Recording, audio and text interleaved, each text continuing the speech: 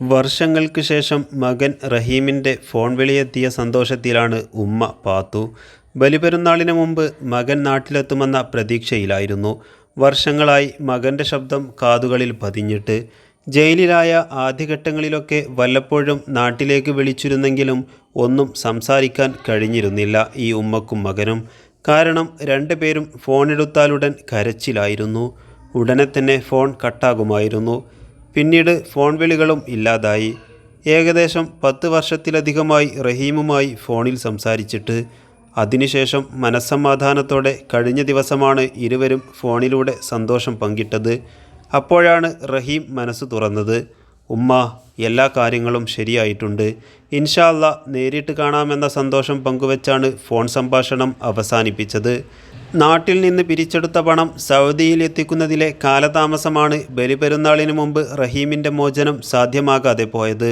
പണമെത്തി ഇരുവിഭാഗവും അനുരജ്ഞന കരാറിൽ ഒപ്പിട്ടെങ്കിലും ബലിപെരുന്നാൾ അവധി മോചനം വൈകിപ്പിച്ചു. എങ്കിലും പെരുന്നാൾ കഴിഞ്ഞാലുടനെ റഹീം നാട്ടിലെത്തുമെന്ന സന്തോഷത്തിലാണ് ഉമ്മയും കുടുംബവും, നിയമസഹായ സമിതിയും നാട്ടുകാരുമെല്ലാം.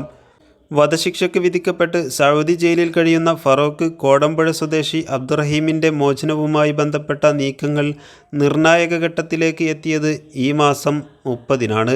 സൗദി കുടുംബത്തിനുള്ള ദയാധനമായ 15 ദശലക്ഷം റിയാലിൻ്റെ ഡിമാൻഡ് ഡ്രാഫ്റ്റ് റിയാദിലെ ഇന്ത്യൻ എംബസി ഇഷ്യൂ ചെയ്തിരുന്നു. ഗവർണറേറ്റിൻ്റെ നിർദ്ദേശപ്രകാരം റിയാദിലെ ക്രിമിനൽ കോടതി ചീഫ് ജസ്റ്റിസിൻ്റെ പേരിലാണ് DD ഇഷ്യൂ ചെയ്തിരുന്നത്.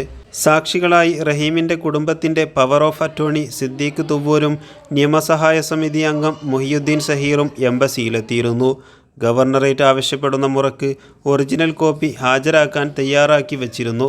അടുത്ത പ്രവൃത്തി ദിവസങ്ങളിൽ അപ്പോയിൻമെൻറ്റ് കിട്ടുന്നതിനനുസരിച്ച് ഇരുവിഭാഗത്തിൻ്റെയും അഭിഭാഷകരും ഇന്ത്യൻ എംബസി ഉദ്യോഗസ്ഥരും ഗവർണറേറ്റിൽ ഹാജരാകാനും അന്ന് ധാരണയിലെത്തിയിരുന്നു. പിന്നീട് ജൂൺ 11-ന് നിയമപരമായുള്ള എല്ലാ കാര്യങ്ങളും പൂർത്തീകരിച്ചതായി സഹായ സമിതി സ്റ്റിയറിംഗ് കമ്മിറ്റി അറിയിച്ചതാണ് ആശ്വാസത്തിന് വക നൽകിയത്. മോചനം പെരുന്നാൾ കഴിഞ്ഞ ഉടനെയെന്നും കേസുമായി ബന്ധപ്പെട്ടവർ അന്ന് ഉറപ്പ് നൽകിയിരുന്നു.